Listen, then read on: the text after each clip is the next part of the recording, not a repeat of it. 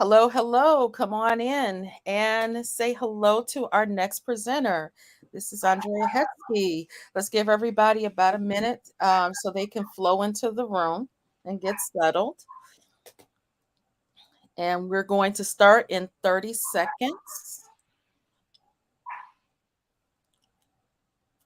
There we go. All right.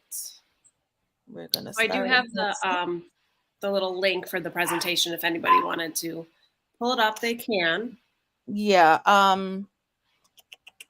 Or you can text or email it to me. We want either or, and Yeah. I can put it in the chat for you. Okay. All right. Okay.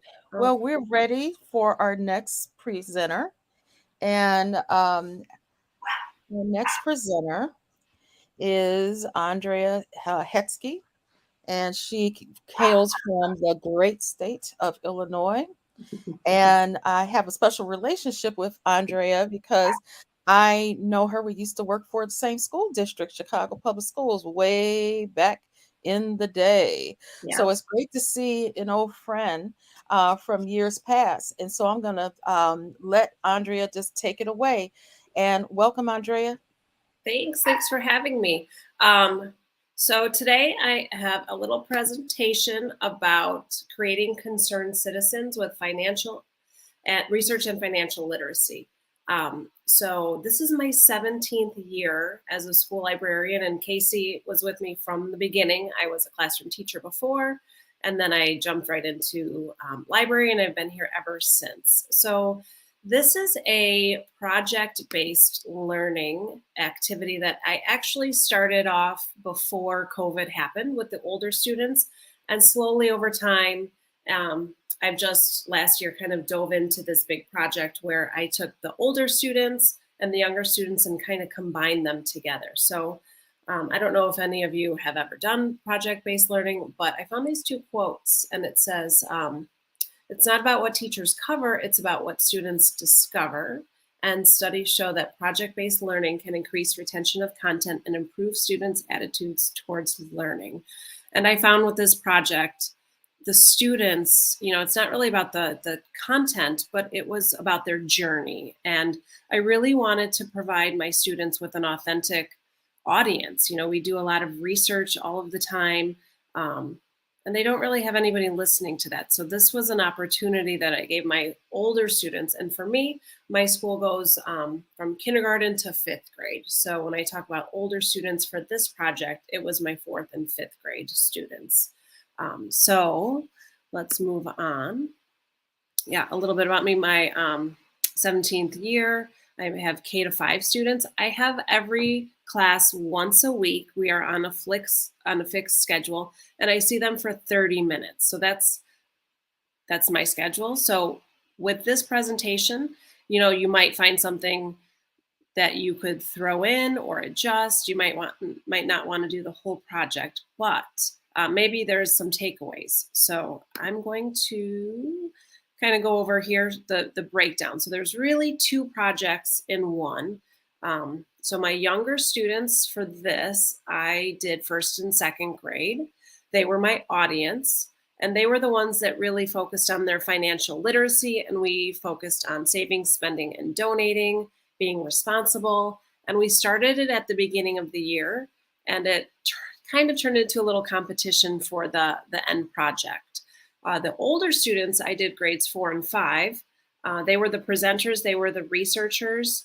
They had a meaningful audience with the younger grades. They did a peer critique, and they also had a friendly competition. So the younger students, I started from the beginning of the year. The older students, the research project took about 3 months, and that's because I had them for 30 minutes once a week. So we don't have a lot of time because they still check out books as well.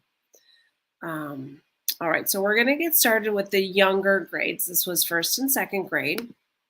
These were the books that I read aloud to the kids. They're really great. They have Spend It, Earn It, Give It, and Save It. So throughout the year, we focused on financial literacy with them. So when they brought a library book back, so every week they got to bring their library books back, every week when they brought it back, if they did bring their book back, they got $1 in their bank account. And this next slide kind of shows you a little bit how we did this.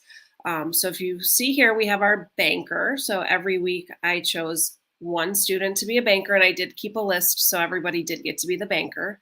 And they had a highlighter, and the rest of the kids stood around the table and gave them their little checkout name tag. And at the bottom where you can see his hand, there's a little label that I put. And the label is, if you look over here on the right, there's a bunch of dollar signs, and that was my bank account. So every time they went to the banker highlighted one with a marker, and then when they spent it later on, we took a permanent marker. So that way the kids could count their dollars. Every week they earned $1. So it did take a few weeks to kind of get there. So the students were learning about being responsible for themselves, bringing their books back, and they didn't really know at the beginning what they were saving their money for, but they soon found out. So the next slide we have, this was my bank, my little store. So I have one of these. It's just a hardware cabinet for little screws.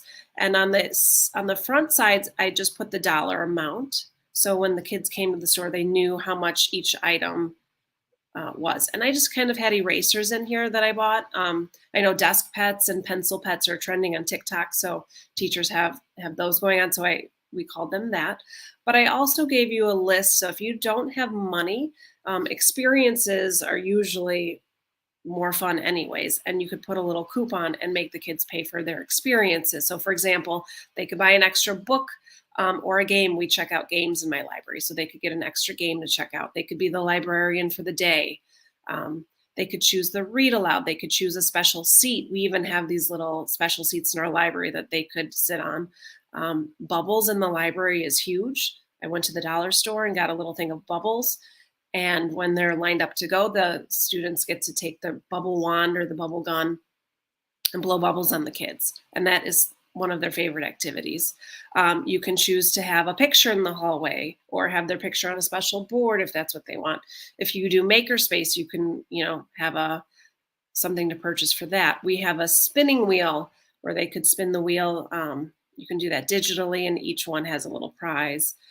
You can enter a raffle for whatever you might raffle, or just have a job for the month. So if you don't have money for things, there's lots of extra opportunities to do for the store. So this is kind of like a little calendar of what our first grade and second grade looked like. So we started the year reading those Earn It books, and we talked about how we earn money and how we can save it and spend it. So after 8 weeks was our first store day. So we did it. It was one day, and we went through the whole thing about you can save your money, you can spend your money, and they got an experience. And then they thought every week they were going to get to do that, which was not the case. So then the store opened again 8 weeks later, and I pretty much timed that so it would be the second store would happen right before winter break. So they had 2 times before that. Then when we came back from winter break, they had more time to earn money. And then we read the donation book in between that time. And so we had to do our donation day for the older kids. And I know you might not know what donation day is, but that's where the project-based learning comes in. So the students have been getting time to save money and spend money, but now they were learning about donations where they heard the older kids' projects. And we had a donation day, which I'll talk about in a few minutes. And then after that, you do have another 11 weeks if you wanted to do another store or anything like that. That's up to you. So that's kind of how I broke it down. My store was available for 4 weeks, and the kids really worked hard at saving their money. Some kids never spent a single dollar. And then when it came to donation day, some kids spent every single dollar they had on their donations. So that's kind of what our younger program looked like. So now we're going to get to the older kids, and this is their timeline. The older students were responsible for the research. And so this year I gave them a topic of endangered animals. We did different charities before, and this year it was endangered animals. So each classroom did the same animal. So I chose 4 animals. We had polar bear, orangutan, rhinoceros, and Oh, I can't think of the other one. We'll see it in a minute. So, elephants, I think. No, it was orangutan, tiger, polar bear, and rhino. So each class gave this, they were the same animal, and then they had to create a little sticker, which I turned into magnets, and I'll show you that. Then they began to research. They voted for the sticker winner. They created their slideshow. Then they practiced in front of the class. The class voted for the best presentation group to move forward to presenting for the smaller grades. And I'll kind of show you the progress that we did here. So once the kids in each class got their animals, each class was broken into 5 teams, and that was basically their table teams. And so if they wanted to, they could create a little sticker that I turned into a magnet, and that was for what the kids earned if they donated. So some of the kids, these were the winning stickers, the winning magnets that they created. So when the younger students donated, if they donated $3, they would get this magnet. And I did buy the magnets and I printed them off, and they were a sticker sheet, and I cut them up, and they were about 3 by 3 inches. So this was something that they worked at the beginning of the project to give away at the end of the project. I have a sample project we can take a look at in a minute. Let's see. All right, so this is kind of like the end project. So the students created a PowerPoint, and you can see they had the beginning screen, they had slides that were assigned, and they had pictures. Their main job for this was to write in the thought that there was younger students. Usually, 4th and 5th grade students are writing for higher level. They're trying to be using very large vocabulary words, and this was the opposite. It was a super challenging activity to write for a 1st grader to truly understand what they were trying to get through. So they just said, Layla was the one who was in charge of this slide. Tigers live in grasslands, rainforests, savannas, and swamps. About 93% of the tigers have lost their homes. Tigers live in Asia and China. And then at the end, of course, we have their bibliography. So each student was responsible for doing their own bibliography and linking it to the project. So that way, everybody was responsible for doing their work, even though it was a group project. And you could see Gia never did link hers. So that's kind of the end result of where they were going. I do have a link to a charity website, and this is kind of how we organized the project. So each grade had each animal linked to their charity, and we also went on Charity Navigator, and we talked about that. On this link here, I gave magnet ideas so they could kind of see some ideas before they did their own magnets. I have a calendar, so this was my timeline. So on January 3rd, we get right into taking notes about their animal, and we go to the websites and we would tackle this question. So there was 4 questions, A, B, C, and D. And so each week we did group research, because this was really their first time of doing that. And then this was their questions. This was like their project sheet. They're almost like their rubric, giving them all of the things that they needed to know. So when you go back to the calendar, each student at a table, there was a person A, B, C, and D. So once we had the research, person A was responsible for the A slide. Person B was responsible for the B slide. Person C was responsible for that question, and person D was responsible for that. So that's how we kind of broke it down. So each student had one little slide in their project. And then you can, if you want, you can come down to the magnet entries, and these were all of our entries that the students submitted for the project, and we voted on the winners. All right, so taking us back to the project. So the first step after they did their presentation, within each class, every group got in front and they did their speech to only their classmates. Once everybody in their class went. The students voted on who had the best presentation, who had the best writing that was easy to understand. We had a little rubric for that. So after they presented and we had winners, the winners moved forward. And this is a sample of our library presentation. So you can see the first grade class is sitting here looking at the presentation, and I have a group on the left and a group on the right. So there were actually, two groups presenting. Each class only heard two animals. They did not hear all four animals. They only heard the two. So this group, it looks like the tiger was presenting, and then they probably went against the polar bear. So they were so excited for this presentation in person.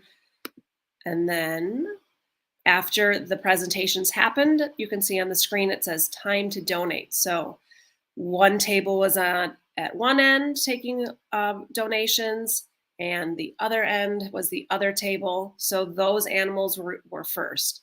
If students wanted to present to the other or if they wanted to donate to the other animals, they could come see me, and I had a little sheet with the magnets for the other animals. So here are some students holding the little magnet. So if they held the magnet, they did donate $3. And I'm going to jump ahead to this. If you were a super donor, you donated $10, and you got your picture in the hallway with the sign and a magnet. And we also had a little leaderboard for each class to say how many super donors they had and a total money raised. So I think overall, each animal raised between $300 and $500 from our students, which was amazing. And this is just kind of what it looked like. The kids were totally in charge of taking donations and crossing off their name tags, creating a log, giving them their magnets, and taking their pictures. So that is basically the project. And I know this is a little confusing, so I saved a little bit extra time for questions because I'm sure I need to clarify some things. But basically, that is the presentation, with the younger grades doing financial literacy and the older grades doing their research and presentation projects. There is a question in the chat.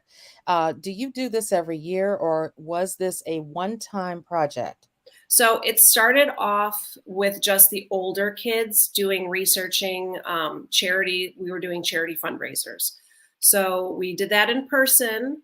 And I've also been doing the dollar donation, or the dollar a book for the kids, but I never combined the project together. This was the first year that I combined the projects together, and it made such a difference, really having that audience there to sit and listen.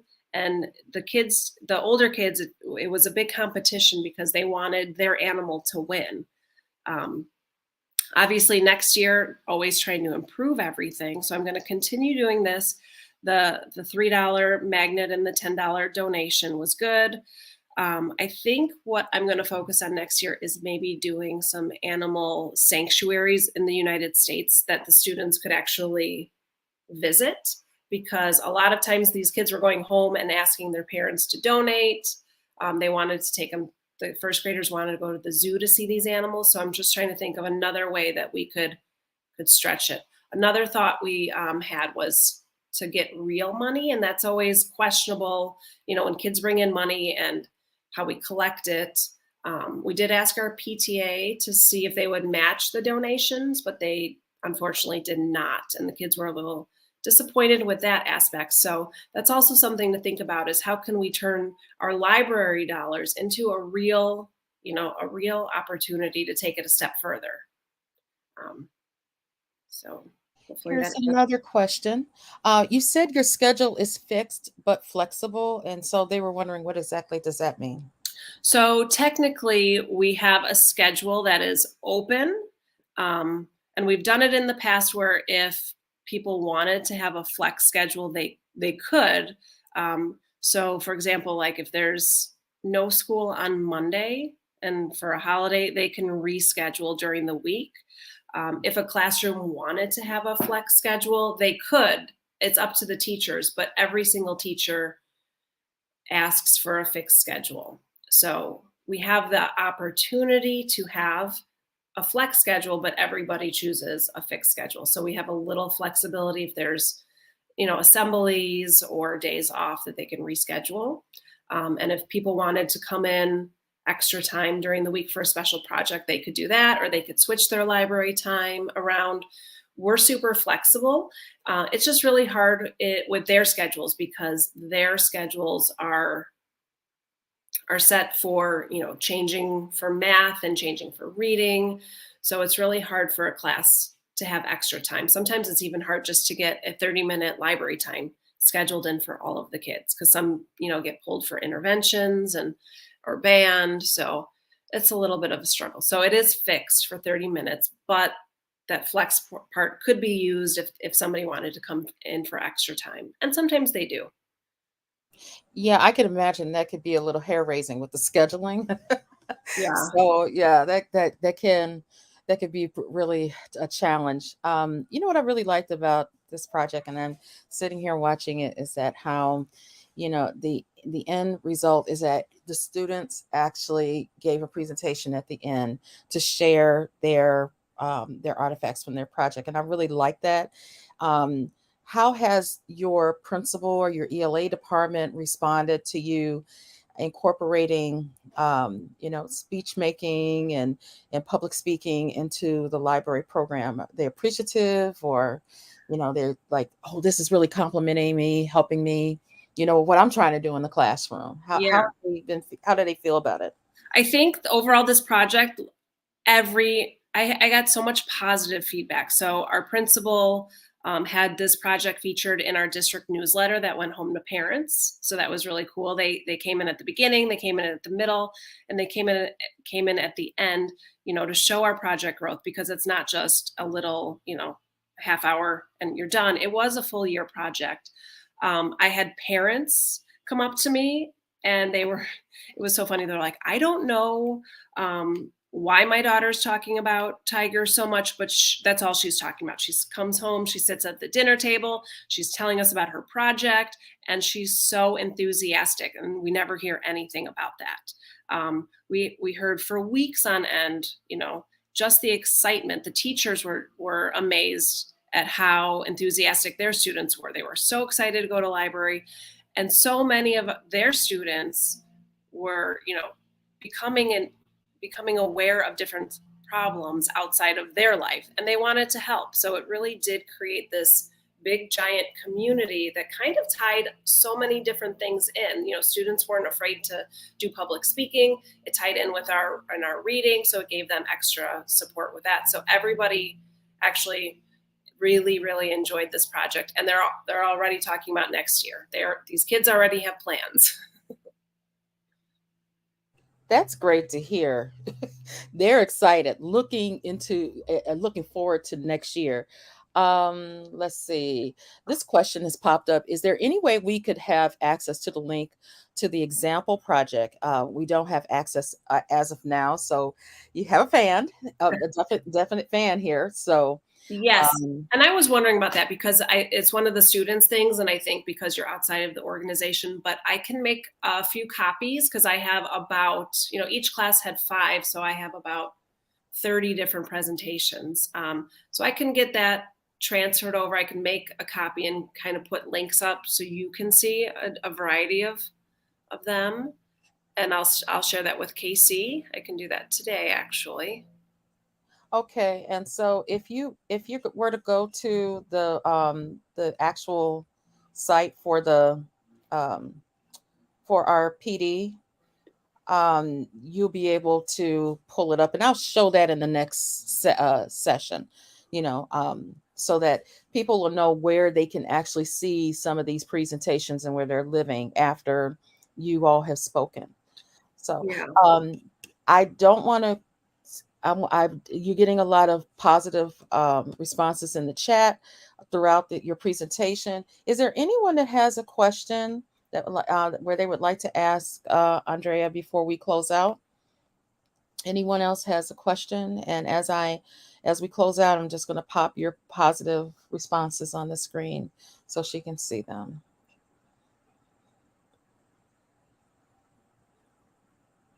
If anything, I'm seeing a lot of this responses saying that they really liked the presentation.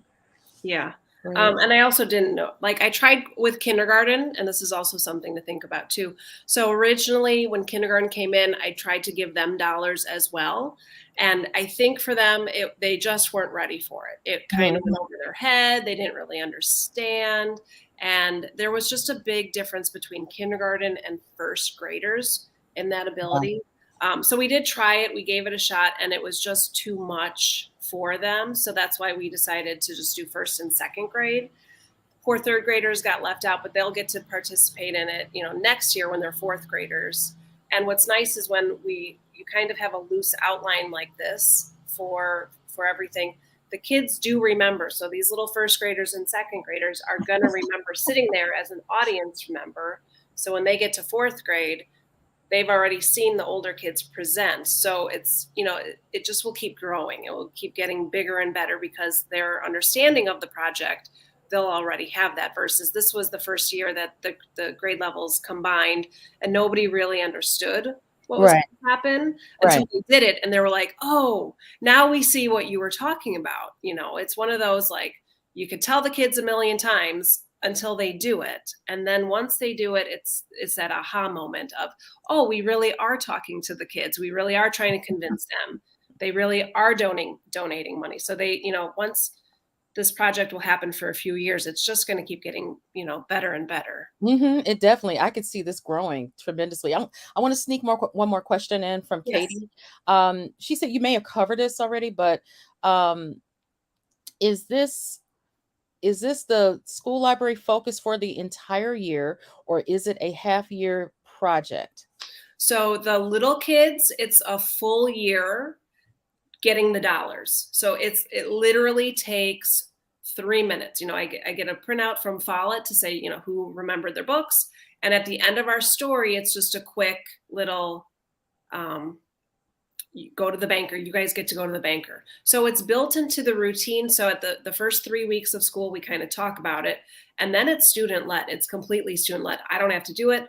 I literally choose a banker and they go. The older kids, it's their research project. It's the big giant research project that I walk them through. We talk about sources, um, different websites, not stealing information, taking notes. So Hmm. it's that big research component that only lasts for us. It's about 3 months. It's like 2.5 months, but it's only because I see them for such a little time.